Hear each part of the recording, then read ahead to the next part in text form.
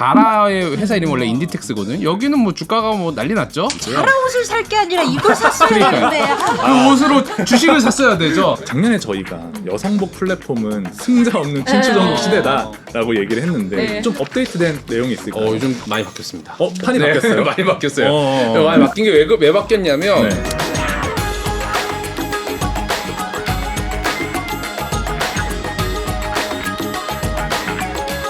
리주르 경제학 사이드 A에서는 하이엔드 명품 시장 이야기를 다뤘는데요. 사이드 B에서는 명품 반대편에 있는 시장이죠.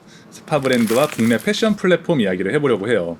수많은 도메스틱 브랜드가 뜨고 있는 상황인데 스파 브랜드도 같이 실적이 좋아지고 있다고 들었어요. 전문가 입장에서 스파 브랜드가 가지는 가장 큰 이점이 좀 뭐예요? 싸다. 싸다. 빠르다. 네. 싸고 빠르다. 네. 요즘 소비가 양극화되고 있잖아요. 그럼 명품 걱정할 필요 없고 그렇죠. 싼 거 찾으면 여기 잘 될 수밖에 없죠. 그렇죠. 불경기일수록. 네. 근데 이제 스파 브랜드 중에서 최 실장님이 가장 좋아하는 브랜드가 제가 보기엔 자라 같아요. 딱 봐도 잘하서. 왜냐면 자라 세일 때쯤 오면은 잘해요? 아닌 것 같죠? 예쁜데요? 명품인 줄 알았어요. 아니 왜냐면 자라 세일 때쯤 하면은 최 실장님이 먼저 신나서 이 세일템 막 이렇게 추천해 주시는 게 있어요. 그래서 자라가 좀 최 실장님한테 어떤 의미길래 그렇게 좋아하세요? 자라가 약간은 우리가 그 트렌드를 캐치하거나 이렇게 했을 때 패션을 사실 견인하는 건 하이 패션. 그러니까 비싼 브랜드를 얘기하는 게 아니에요. 그 트렌드의 이게 초반에 있는 거를 얘기하는 건데 그러니까 하이엔드 브랜드들이 쇼를 통해서 먼저 선보이죠. 패션. 그거에 네. 대중화된 디자인, 대중화된 가격으로 선보이는 게 자라예요. 그러니까 그 트렌드에서 가장 기민하고 세련되게 하는 그런 스파 브랜드가 네. 자라군요. 그리고 내가 살 수 있는 현실적인 예산 안에 있는 게 자라예요. 그럼 궁금한 게 실제 자라에 좀 대규모 세일하면은 최 실장님도 많이 사세요? 저는 무조건 달려가요. 진짜? 저는 자라 세일 하잖아요. 네. 초반에 한번 보고 네. 중간에 한번 보고 끝물에 또 한번 봅니다. 업데이트가 돼서? 왜냐면 할인율이 계속 커지거든요. 그리고 그리고 온라인에서 품절돼도 매장마다 이게 또 달라요. 네네네. 그래서 이거 놓쳤다 하는 게 어디 매장 가면 여전히 있을 수 있어요. 한 주 늦게 가면은 더 할인된 가격으로 가요. 대박. 그러니까 자라 네. 컨텐츠에서 최 네. 실장님 사심이 진짜 많이 느껴져요. 근데 이제 아까 얘기하신 것처럼 우리가 스파 브랜드라고 통칭하긴 하지만 그 안에서 카테고리가 굉장히 나뉜다고 들었어요. 전 그렇게 봐요. 어떻게 좀 나누세요? 스파 브랜드? 일단 뭔가 자라, H&M 같은 경우는 약간은 패션, 그러니까 패셔너블. 트렌드를 좀 머금고 있고 네. 뭐 유니클로나 탑10이나 이런 브랜드는 패션이라기보다는 좀 뭐랄까 스탠다드한 기본템? 네, 기본템, 생필품에 네, 가까운 생필품. 의복 그런 느낌이 좀 강하지 않나요? 네. 근데 이제 코스나 아르켓 같은 브랜드는 네네. 생각보다 가격대가 있는데 그래도 있어요. 스파 브랜드로 엮이긴 하더라고요. 거기도 그러니까 스파 브랜드가 자체 기획 생산 판매하는 거를 그렇게 부르기 때문에 거기도 그 카테고리에 있는 게 맞고요. 확연한 차이를 느끼기는 쉽지 않을 수도 맞아요. 있어요. 미묘하더라고요. 근데 이제 코스가 제가 봤을 때는 조금 뭐랄까 이렇게 좀 조형적인 실루엣을 조금 더 잘 만드는 것 같고 아르켓이 H&M보다는 조금 프리미엄급의 기본템들을 찾고자 하는 분들이 아르켓을 또 많이 찾는 것 같고요. 자라랑 H&M이 이제 대표적으로 패셔너블한 스파 네. 브랜드 양대 산맥이잖아요. 네. 두 개의 차이는 어때요? 감도가 제가 봤을 때는 자라가 좀 더 높은 것 같아요. 그러니까 H&M도 근데 계속 나오는 제품군이 있고 스튜디오 라인이나 아니면 콜라보나 이런 식으로 이렇게 그때그때 나오는 것들이 있거든요. 네네. 그래서 제가 주로 평소에 산다면 자라를 주로 사는데 스튜디오 라인이 발표되거나 그럴 때는 무조건 저는 또 H&M 가요. 근데 그때는 야 이거 누가 사 하는 거 이제 제가 사는 거예요. 이제 가장 대표적인 스파 브랜드로서 이제 유니클로를 딱 이렇게 중심에 두고 이야기를 하잖아요. 국내에서 이제 유니클로를 타겟으로 한 스파오나 탑10 같은 브랜드도 좀 살펴보세요. 제 입장에서는 애들이 입을 만한 옷들이 많아서 저는 탑10은 내복 삽니다. 내복이요? 겨울마다. 내복 맛집이었나요? 그 탑10 겨울 되면은 탑10 그 온에어 그 히트텍 있잖아요. 네네. 1+1 이런 거 잘해요. 그거 무조건 약간 재밌는. 이렇게 이런 기능성 네일 같은 거 싸게 네. 잘 구할 수 있는 브랜드. 근데 이제 그런 브랜드들은 생각보다 콜라보를 되게 잘 만들면 네. 막 오픈런도 하고 줄도 네. 서고 그걸 좋아하는 분들은 되게 또 좋아하는 것 같더라고요. 그러니까 어린 친구들은 사실 이제 그런 뭐 이슈 그다음에 그런 뭐 캐릭터 이런 거 딱 이쁘면 사는 거니까 그런 걸로 그러니까 많이 많이 좀 의지하죠. 그래서 이런 거는 근데 지속 가능하냐 물으면은 그건 아닌 것 같아요. 만약에 저랑 재영님이 스파 브랜드 중에 한 곳의 네. 옷을 평생 입어야 된다면 평생 입어야 돼. 어떤 브랜드를 입으면 좋을까요? 뭐 고민할 거 있어요? 무텐다드. 아 무텐다드. 무텐다드가 있었다. 무텐다드가 네. 있었군요. 그럼 이제 재용님의 분석이 좀 네. 궁금한데 네. 실제 이런 스파 브랜드들의 실적 네. 좀 우상향 중인지 현재 상황은 어떤지 궁금해요. 지금 경제 상황이 안 좋잖아요. 네, 안 안 좋으면 좋죠. 싼 게 잘 나가는 게 당연하겠죠. 네, 그래서 실제로 괜찮고요. 다만 이제 좀 빅3를 놓고 보면 H&M이 좀 요즘 어렵습니다. 아 네. 확실히 좀 느껴져요. 저도. 이제 H&M은 요즘에 좀 기사 찾아보면 옷이 좀 별로네. 약간 이런 얘기도 많이 나오고요. 특히 이제 쉬인의 영향을 제일 많이 받다. 아 H&M이 쉬인의 타격을 직접 받는 쉬인이 것이. 지금 약간 쫙 나가면 왜냐면 쉬인도 플랫폼이지만 사실은 거기도 SPA거든요. 왜냐면 네, 맞아요. 플랫폼이지만 자기가 기획하고 생산하고 판매까지 하는데 근데 속도가 쉬인이 더 빠르고 더 싸요. 중국에서 만드니까 그 속도가 빠르다 보니까 H&M이 어떻게 보면 매출액이 31조 정도를 찍는 굉장히 큰 기업인데요. 이제 여기가 이제 영업이익률이 6% 정도 나와서 한 1조 9천억 정도의 영업이익을 찍는데 최근에 주가가 2016년에 피크를 찍고 무진장 떨어지고 있어요. 떨어지고 횡보하고 있는 횡보하고 있고 굉장히 어려운 상황이고요. 다만 인디텍스 자라의 회사 이름이 원래 인디텍스거든요. 여기는 뭐 주가가 뭐 난리 났죠. 와 최근 고점을 찍었네요. 예, 최고점을 찍고 1년 만에 어떻게 보면 30달러에서 45달러로 뭐 엄청나게 많이 올라가고 있고요. 자라 옷을 살 게 아니라 이걸 샀어야 되는데. 그 옷으로 주식을 샀어야 되죠. 그걸로 주식을 45유로씩 한 주씩 사 모았어야 되는데요. 다음부터 옷 한 벌 사실 때 주식도 하나 그러니까 사실 30유로로 유니클로도 말도 못합니다. 유니클로도 비슷하네요. 유니클로야말로 진정한 우상향 아. 기업이죠. 여기는 뭐 멈추지 않고 2023년에도 매출액 23조 원으로 매출액 20% 올랐거든요. 와. 즉 엄청나게 호황을 겪고 있고 쌓은 옷이니까 영업이익률 낮겠지 생각하겠지만 자라가 영업이익률 19% 나오고요. 유니클로가 14% 나오거든요. 근데 이 회사가 옷을 비싸게 팔아서 그러냐? 그건 절대 아니겠죠. 네. 기본적으로 유니클로는 매출 원가율이 48%예요. 즉 2배수밖에 안 돼요. 네. 네, 옷값 대비 원가가 2배수밖에 안 되는 옷인데도 불구하고 굉장히 많이 파니까. 그리고 진짜 박리다며. 그리고 보통 이제 어디 입점에서도 많이 팔지만 자기 로드샵에서도 자사 유통 채널로도 많이 파니까 그러다 보니까 영업이익률이 꽤 괜찮게 나오는 편입니다. 근데 이 뭐랄까요 저가 옷을 파는 시장에도 불구하고 되게 모든 회사들이 이익이나 이런 거 되게 잘 남긴다고 했잖아요. 네. 그게 아까 스파 브랜드의 어떤 좀 핵심이라고 볼 수 있었던 이제 네. 막 기획부터 생산 유통을 다 가지고 있기 때문에 좀 가능한 부분도 있었을까요? 당연하죠. 왜냐하면 이제 옷을 많이 팔기 위해서는 잘 나가는 걸 많이 팔아야 되는데 네. 브랜드 옷 같은 경우는 그게 좀 어려운 게 기획에서 생산까지 거의 6개월에서 1년 정도 걸리기 때문에 내 라인업을 수천 가지를 만들었는데 뭐가 잘 팔려요. 날이 추워 롱패딩이 잘 팔려. 근데 그거를 만약에 다음 달에 내가 내보낼 수 있으면 그대로 많이 팔릴 텐데 네네네. 그걸 내년 겨울을 기약해야 된단 말이죠. 그렇죠, 그렇죠, 근데 그렇죠. SPA는 그게 아니라 일단 쫙 깔았는데 네. 뭐가 잘 팔려. 반팔티가 잘 팔려. 바로 생산할 야 수 그거 10만 장 빨리 만들어. 그러면 한 2주 안에 다시 깔리면 매출을 극대화를 할 수 있잖아요. 그러니까 재고 회전을 통해서 어떻게 보면 영업이익을 극대화하는 구조로 가는 거죠.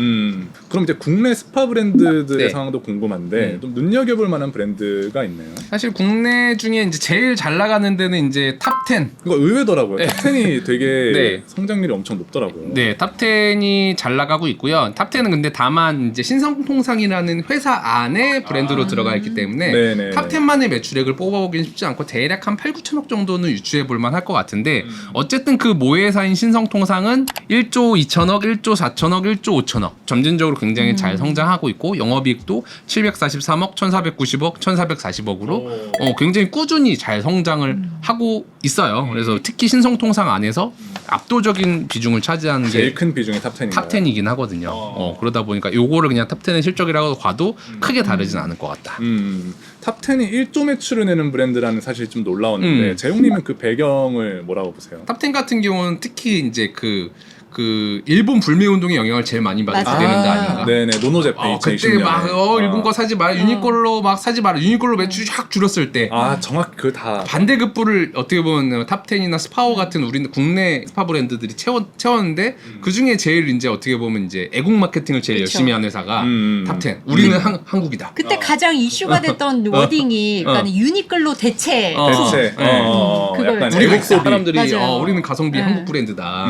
약간 이런 식으로 식으로 해서 많이 올라왔던 것 같아요. 근데 이제 신성통상이 마냥 현재 좀 약간 네. 이슈가 있는 걸로 알고 있어요. 네, 요즘에 좀 이슈가 있는 게 지금처럼 성과가 좋아요. 영업이익도 잘 나오고 매출액도 잘 나오고 있는 상황에서 최근에 이 회사가 상장사인데 아예 이제 상장 폐지를 하겠다. 그렇더라고요. 네, 상장 폐지. 그러니까 상장사인데 그러니까 주주들한테 배당을 안 하기로 유명했어요. 그러니까 원래 돈을 출자는- 벌었으면 원래 좀 이렇게 주주들한테 배당을 해줘야 되는데 아주 소액을 했던 걸로 알고 있는데 근데 배당을 안 하면 사실은 주가만 오르면 주주 입장에서는 욕할 이유가 없어요. 근데 매출액은 늘고 영업이익은 느는데 주가가 떨어진단 말이죠. 그럼 주주 입장에서는 화가 나요. 그러면 이제 그 오너한테 요구하는 거는 배당해라. 배당하면 주가 내가 다시 회복할 수 있지 않겠냐. 배당 안 하고 있다가 최근에 발표한 거는 우리 상장 폐지할게. 상장 폐지를 어떻게 하냐면 개인들이 갖고 있던 주식을 다 가져가. 공개적으로 매수하는 거예요. 지금 주가가 예를 들어서 뭐 1,500원이다. 1,800원에 사줄게. 나한테 팔어. 근데 주주 입장에서는 오래 들고 있었던 주주 입장에서 화나는 게 그 사이 배당도 한 푼도 안 하고 나는 적자밖에 안 받는데 고작 지금 주가의 20-30% 주가 더 주고 공개 매수하겠다고? 그러면서 공개 매수하는 이유는 이제 매수하는 매수 주체들이 이제 회장님의 아들 회사들 2개거든요. 아들 회사들 이름으로 매수를 하겠다. 약간 이런 의도로 보여서 요즘 좀 논란이 있어요. 논란이 심하긴 합니다. 이게 다른 회사는 모르겠는데 소비재 기업이고 애국 마케팅을 했던 기업이거든요. 그쵸. 그래서 좀 요즘 좀 논란이 심해요. 사실 논란을 피할 수 없는 이슈인 것 같긴 해요. 네. 근데 약간 이제 작년에 방송에서 이제 무신사 스탠다드를 저희가 좀 집중해서 얘기했잖아요. 네. 무텐다드의 최종 목표가 이제 유니클로일 수도 있다 네. 이런 얘기를 했었는데 네. 지금 무텐다드 상황은 어떤지 그리고 과연 유니클로를 정말 위협할 수 있을지도 좀 궁금해요. 무신사 같은 경우는 최근에 이제 매출액이 잘 늘어나고 있습니다. 그래서 무신사 연결로만 보면 22년 매출액이 7천억에 23년 매출액 9,930억으로 매출액은 괜찮게 성장을 하고 있고요. 다만 이제 흑자는 줄어들고 있어요. 흑자 폭이 줄어드는 이유는 점점 이제 전체 매출액에서 무텐다드의 매출 비중이 점점 올라가는 게 좀 느껴져요. 그러다 보니까 매출 원가율이 올라가고 특히 무텐다드 같은 경우는 다른 옷보다 배수가 낮은 옷이거든요. 즉 같은 가격 대비 원가를 많이 쓰는 옷이다 보니까 무텐다드 비중이 커질수록 회사 입장에서 원가율이 올라가고 똑같은 매출액의 영업이익률은 낮아질 수밖에 없는 상황이긴 하죠. 최근에도 보니까 이제 무텐다드 오프라인 매장을 계속 늘리고 있더라고요. 네. 올해 벌써 30곳을 목표로 하고 있는데 네. 이런 좀 무텐다드의 공격적인 전략 어떻게 네. 좀 보세요? 어쩔 수 없지 않나? 전진을 해야 되는 상황이에요, 무신사는. 괜찮은 기업 가치 받아야 되는데, 그러다 보니 그거 뭐 20대 남자, 약간 10대, 20대 남자라는 그 시장의 한계가 존재하니까, 우리 성장할래. 뭘로 성장할까? 플랫폼도 좋지만 사실은 결국은 많이 버는 건 브랜드란 말이죠. 라는 관점에서 보면 매장 만들어야죠. 왜냐하면 경험을 해야 사람들이 온라인 살 거 아니에요. 그리고 기본적으로 SPA 브랜드가 그러니까 싸고 빠른 것도 장점이지만 가장 또 놓치면 안 되는 것 중에 하나가 접근이 그쵸. 좋아야 된다. 접근이요. 입어봐야지. 맞아요. 직접 가서 맞아요. 입어보고 바로 여기 시내 나가서 친구 만나러 갔을 때 여기 매장 들어가고. 있고 여기 지문에 나와 있진 않은데 제가 이게 인스타그램 가끔 들어가 보면 이렇게 업계인가 회계사가 바라본 무신사 스탠다드 이런 게 있어요. 이게 뭐지 하면서 들어가면 저희께 이렇게 캡처되어 있는 거예요. 많이 돌아다니고요. 네. 그래서 제형을 많이 회계사는 팔렸어요. 그 회계사는 뭐 네. 어쩌저쩌 얘기하고 네. 이제 업계인은 품질이 좋다 이렇게 저도 나와요? 네, 나와요. 네. 그래서 마케팅팀에 또 전화해야 될 것 같아요. 네. 지금 젠테랑 무신사도 우리한테 연락 좀 필히 주시고 일단 두 군데는 일단 우리가 좀 해줄 수 있을 것 같아요. 네. 그 게시물을 보면 두 분의 네. 평가도 거기 들어가 있지만 그 네. 댓글들에 확실히 품질이 좋다 막 이런 얘기들이 많이 달려 있긴 그거는 해요. 큰 이견은 없는 것 같아요. 물론 디자인은 호불호가 있을 수는 있어도. 아 근데 저는 디자인적으로도 호불호가 최소화된 디자인이라고 맞아요. 봐요. 모두가 그러니까는- 만족한. 네, 그러니까 가성비로는 무텐다드 따라갈 곳은 사실 거의 없는 거예요. 여전히. 네. 이런 상황에서 이제 스파 브랜드를 위협하는 또 다른 시장이 있죠. 바로 동대문발 중저가형 옷들이 포진해 있는 온라인 패션 플랫폼인데요. 작년에 저희가 여성복 플랫폼은 승자 없는 춤추던 네. 시대다라고 얘기를 했는데 네. 근데 이제 큰 판세로는 이제 에이블리와 지그재그로 좀 좁혀진 것 같기도 한데 맞나요? 그렇죠. 각자 좀 플랫폼의 성격이 어떻게 달라요? 제가 여성복을 그러니까 지그재그가 조금 20대 중후반 이상의 나이라고 보면 나이로 치면 네네. 에이블리는 조금 더 영한 것 같아요. 10대, 20대 초중반 네, 정도. 오히려 20대 초반, 중반 정도. 실장님도 이런 플랫폼을 쓰실 일이 있으세요? 네, 가끔씩 쓰죠. 그리고 그런 거 가끔 해요. 이제 약간 시리즈로 싸고 예쁘고 좋은 계절에 따라 뭐 원피스가 있을까? 겨울 니트가 있을까? 해가지고 판매 순위 몇 개 이렇게 쫙 해가지고 이렇게 제가 실제 리뷰를 해요. 사서 실제 이렇게 이 가격을 주면 가성비로 얘기할 수 있냐 아니면 이건 싸더라도 사지 말아라 하는 식으로 리뷰를 해요. 어쨌든 좀 가장 사람들이 트렌디한 옷으로서 많이 받아들이는 곳이 그 두 개다 보니까 한번 리뷰를 하시는군요. 근데 이제 지난해에는 이런 좀 패션 플랫폼들의 핵심으로 큐레이팅을 이야기하셨어요. 얼마나 좋은 브랜드들을 잘 노출시키는가. 여전히 그게 좀 유효한가요? 그렇죠. 그거 빼면은 사실 여기나 저기나 다를 게 없는 거죠. 어디가 조금 더 뭐 쿠폰 매겨주느냐 뭐 2차인 거지. 그 와중에 소비자들이 딱 봤을 때 추천 알고리즘을 어떻게 하느냐, 그러니까 그 큐레이팅을 어떻게 하느냐, 그런 컨텐츠를 어떻게 제공하느냐에 따라서 감도 차이나 이런 것들이 난다고 봐요. 특별히 잘하고 있는 어떤 플랫폼이 있나요? 저는 EQL 그런 의미에서. EQL, EQL. EQL이 좀 감도가 높고 네네. 솔직히 한동안 그러니까는 저도 뭘 서치를 할 때는 W 컨셉에서 옛날에는 많이 찾았거든요. 네. 가장 많아요. 그래서 내가 뭐 자켓을 찾겠다 그러면 웬만한 게 다 거기 있기 때문에 거기서 일단 쫙 찾는데 이제는 너무 필요해요. 거기서 찾으려면 내가 원하는 감도를 찾아 들어가기까지는 내 품이 너무 많이 들어. 최 실장님 얘기를 들어보면 이게 큐레이팅이라는 게 얼마나 많은 걸 보여줄지가 아니라 뭘 보여주지 않는지가 핵심인 것 같아요. 그러니까 그 선택의 피로감을 느끼시는 거잖아요. 그쵸. 그러니까 차라리 한정된 숫자라도 나랑 딱 핏한 그런 그런 플랫폼으로서 EQL이 이제 마음에 드시는. 그래서 예전에는 그 아마 플랫폼마다 MD들의 파워가 굉장히 셌을 거예요. 근데 요즘은 이 플랫폼 내에서도 이제 컨텐츠 만드는 에디터들이 이제 있어요. 그래서 그들이 제공하는 그런 컨텐츠도 이제 많이 중요해진 것 같아요. 컨텐츠도. 이제 최근에는 쉬인이라는 중국 패션 플랫폼이 본격적으로 국내에 이제 상륙하고 있는 것 같아요. 최 실장님은 쉬인 이용해 보셨나요? 아니요. 이용 안 해보셨어요? 궁금은 하실 것 같아요. 이게 얼마나 대단한지. 요즘 이렇게 댓글에도 테무 리뷰해달라고. 그러니까 왜냐면 컨텐츠로 봤을 때 웃기거든. 테무깡이라고 하죠. 말 같지도 않은 제품 와가지고 그거 보면 낄낄거리면 조회 나올 거 저도 알거든요. 근데 난 거기서 1원도 쓰고 싶지 않아. 그리고 또 그 패션업을 하는 사람들이 받는 비판 있잖아요. 유튜버들한테도 이제 막 그런 얘기 하는데, 그러니까 니들이 이런 거를 이렇게 하니까 이게 요즘 환경적으로 옷이 가장 뭐 이렇게 패스트 쓰레기 패션. 만드는 거다. 제가 거기에 조금이라도 일조하고 싶진 않아요. 한 번 입고 버리고 싶지 않다. 근데 그러면 이제 쉬인의 영향력을 그렇게 크게 보고 계시지 않으시는 거예요? 영향력은 크죠. 크겠지. 일단 싼 거에 장사 없어요. 일단 양이 많기 때문에 싸게 공급할 수가 있을 거거든요. 근데 일단 너무 퀄리티가 낮고 그 다음에 그 이미지 제품 컷에 속는 경우가 너무 많아서 경험상 피로도를 느끼면 이제 좀 외면하는 사람들이 또 많아지지 않을까 싶어요. 이번엔 재용님의 분석이 좀 궁금한데 작년에 이제 여성 패션 플랫폼들이 누구 하나 승자 없이 정말 치열한 시장이라고 이야기하셨잖아요. 좀 업데이트된 내용이 있을까요? 요즘 많이 바뀌었습니다. 판이 바뀌었어요? 많이 바뀌었어요. 많이 바뀐 게 왜 바뀌었냐면 일단은 이제 제가 작년에 했던 얘기의 근간은 보세 옷, 특히 동대문 기반의 옷은 기본적으로 옷이 싸다. 마진 폭이 굉장히 작기 때문에 그래서 플랫폼이 얻을 수 있는 수익이 그렇게 크지 않을 것이다가 핵심이었는데 일단 첫째로는 이제 그 옷만 파는 게 아니었다. 그러니까 왜냐하면 사람들이 모이잖아요. 예를 들어서 뭐 동대문 옷이든 뭐 해가지고 유저를 많이 올리면 브랜드가 군침을 흘릴 수밖에 없어요. 브랜드들 나도 입점 시켜줘. 맞아. 브랜드들이 입점 많이 하더라고요. 그래요? 왜냐면 사람이 모여 있으니까. 그래서 안 들어갈 수 없죠. 이제 브랜드 옷의 비중이 커지면 일단 수익성이 좋아지는 것도 있고요. 두 번째는 에이블리가 좀 많이 달라졌어요. 에이블리요? 에이블리가 어떻게 보면 이제 작년에 적자가 744억이었거든요. 매출 1,780억에 적자 744억. 엄청 크네요, 적자폭이. 근데 그 회사가 올 2023년에 2,590억의 매출에 32억 흑자로 돌아섰습니다. 한 해 만에 이렇게 적자 740억을 한 해 만에 뒤집었어요.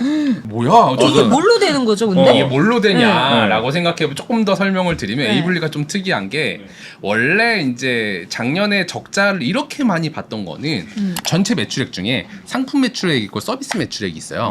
상품 매출액은 내가 사서 파는 거, 서비스 매출액은 그냥 업자들이 산 거 수수료만 받는 거. 아, 쉽게 말해서 네. 물론 좀 더 다른 것도 있겠지만 그래서 상품 매출을 1,100억을 하고 매출 원가를 700억을 썼어요. 네. 적자를 볼 수밖에 없는 즉 원가 대비 매출액이 그러니까 원가가 높아서 네. 흑자를 보기 어려운 구조였어요. 그래서 네. 저는 이거 보고 이 구조로는 흑자 절대 안 나오겠는데 했는데 다음 해에 무슨 일이 벌어졌냐면 상품 매출액은 1,110억에서 1,260억으로 별로 안 늘었는데 서비스 매출액이 668억에서 1,330억으로 2배가 늘었어요. 2배나 늘었어요? 네. 서비스 매출이? 근데 서비스 매출은 원가 없는 매출이거든 보통. 네, 서비스 매출이 뭐예요? 서비스 매출은 뭐냐면 이게 조금 더 설명드리면 에이블리는 파트너가 있고요, 셀러스가 있어요. 그러니까 예를 들어서 그런 거 있잖아요. 나 좀 옷 좀 잘 입어. 옷 장사 좀 해볼까? 그럼 뭐예요? 그럼 네이버 스마트 스토어 열고 아니면 인스타그램으로 동대문에서 좀 팔고. 사가지고 사진 몇 장 찍어서 올리잖아요. 어. 근데 그런데 안 팔리면 재고 그냥 내가 다 끌어안고 적자 보는 거잖아요. 네네. 그러니까 이제 실패하는 경우가 굉장히 많은데 이제 에이블리에서 무슨 일을 했냐면 사장님 어렵잖아. 그렇게 가서 하는 거 너무 어려우니까 셀러님은 일단 우리 파트너스로 들어오십시오. 파트너스로 들어오면 당신이 동대문가 사진만 찰칵찰칵 찍어 오시면 내가 그거 사와서 배송해서 CS까지 고객 상담 대응까지 내가 다 해드릴게. 당신은 그냥 사진만 찍어. 재고 부담할 필요도 없어. 그 대신에 전체 판매한 거에 10%만 우리가 수익 쉐어해 드릴게요. 10,000원짜리 파시면 저희가 1,000원 드릴게. 그 대신 당신 손해 볼 건 없어. 왜? 파는 건 우리가 파는 거니까. 그러니까 그러다 보니까 플랫폼은 그렇게 다 사오고 사진 찍고 재고 부담까지 다 해주니까 적자죠. 그쵸. 그래서 적자였던 건데 네? 셀러스는 뭐냐? 이제 그렇게 해서 입점을 했어. 내 쇼핑몰을 그 안에서 만들어서 팔았어요. 근데 그 중에서도 감도 높은 사람들이 있을 거잖아요. 더 잘하고 그 싶어요. 사람들은 쉽게 말해서 그 안에서 파워 인플루언서가 되는 네. 거야. 파워 인플루언서가 되면 좀 아쉬울 거예요. 예를 들어서 10억이 팔렸는데 1억밖에 안 들어오네. 그러면 조금 아쉽잖아요. 네. 셀러스로 들어가면 이제 그때부터는 내가 할 수 있어요. 그 내가 과정 전체를. 내가 사서 사진 찍고 배송하고 내가 다 할 수 있어. 그 대신에 수수료만 일부 플랫폼에 내면 돼요. 그게 한 7% 정도 되는 것 같아. 그러니까 그 전까지는 파트너스가 많아서 그냥 회사가 다 하고 셀러들한테는 재고도 없고. 10%만 줘서 내가 그 적자였는데 이제 그 안에서 파워 셀러들이 많아지니까 네네. 그 안에서 내가 직접 하는 셀러들이 많아진 거야. 그러면 플랫폼 입장에서는 해피하지. 왜? 내가 해주는 거는 없이 그냥 여로만 주는데 수수료만 받을 수 있으니까. 즉 이 안에서 장사를 잘하는 셀러들이 점점 많아지고 있다. 그래서 플랫폼은 내가 직접 딜리버리 안 해도 수수료만 따박따박 받을 수 있는 구조가 되었다. 라는 측면에서 에이블리가 되게 신기한 구조를 만들었어요. 그래서 중요한 게 뭐냐? 플랫폼에서 중요한 거는 투사이드 마켓이라고 해서 고객한테 집중하느냐 셀러한테 집중하느냐 그건 플랫폼 성격에 따라 달라요. 네네. 예를 들어 쿠팡 같은 경우는 극단적으로 고객한테 고객. 집중하고요. 그쵸. 에이블리 같은 경우는 약간 셀러한테 집중합니다. 아. 우리 셀러님 네. 쉽게 입점하시고 여기서 돈 벌어 가세요. 그러면 이제 셀러들이 많이 들어올 거잖아요. 셀러들이 많이 들어오면 그 안에서는 장사 잘하는 사람들이 분명히 있을 거야. 그러면 장사 잘하는 사람들이 많아 오면 고객 입장에서는 옷을 보고 들어가는 게 아니라 셀러를 최 실장님 보고 들어가. 최 실장님 몰에 들어가면 감도가 나랑 비슷해. 크리에이팅 돼 있어. 그래 최 비슷하게. 실장님 몰에 들어가니까 고객들이 실장님을 보고 들어가지 플랫폼을 보고 들어가지 않는 거야. 그 구조를 되게 잘 만들었다라는 거죠. 되게 처음 보는 시스템인 것 같아요. 되게 대단한데? 그러니까. 아니 그리고 결정적으로 네. 여기서 모두가 다 윈윈하고 있는 시스템 아니에요?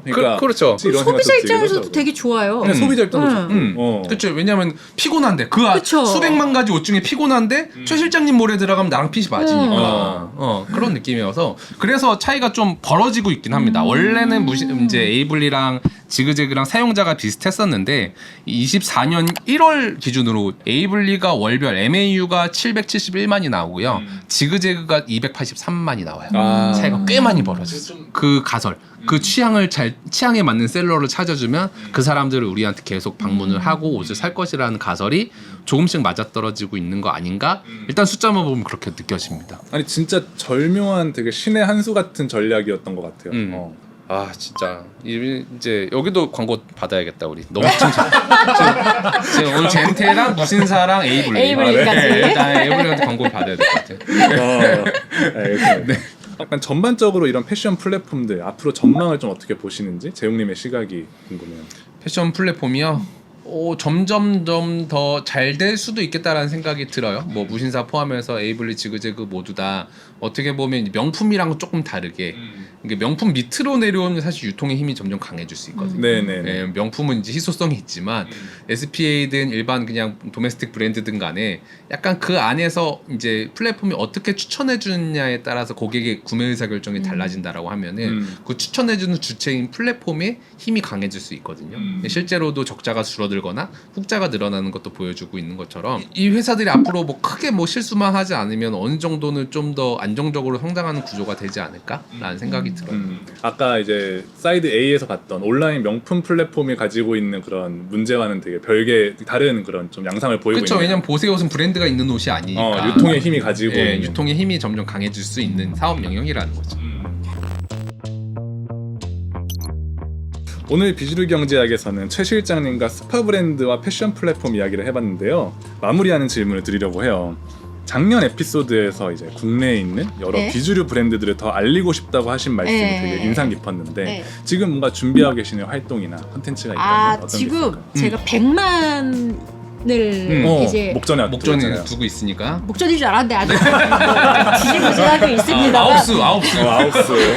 또 하반기를 목표로 열심히 뭐 네. 하고 있는데 그때 제가 셀렉팅한 그런 정말 잘하고 있지만 그래도 이렇게 소비자랑 직접 만나기 어려웠던 그런 브랜드들 모아서 팝업을 열 하세요? 계획을 하고 있어요. 네. 네. 그래서 뭐 아직 100% 픽스는 아니어서 그렇게 딱 못 받진 못하지만 네네. 그걸 진행하고 있습니다. 많은 사람들이 진짜 기다릴 것 같아요. 그러니까. 최 실장님이 셀렉한 이런 진짜 안 알려진 네. 브랜드들은 어떤 곳이 있을까 너무 경험하고 싶을 것 같아요. 이후의 선택은 역시나 소비자 몫인 건데 어쨌든 그 소비자들 직접 만날 수 있는 이 접점을 제가 이렇게 멍석이라도 깔아줄 수 있으면 네. 그래도 역할을 할 수 있는 거 아닌가 해서 그거 지금 기획하고 있어요.